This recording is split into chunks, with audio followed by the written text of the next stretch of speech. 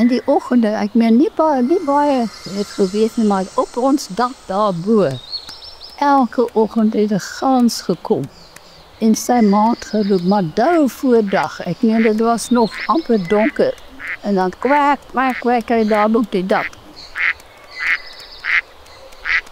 En my buurman wat bokant gebly het, dit was Johan, ek maak nie vir so my,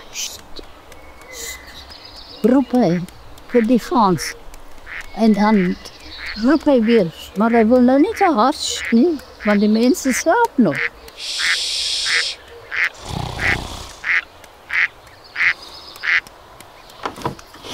En hy wonder ek partykeer of daai gans geweet het wat beteken.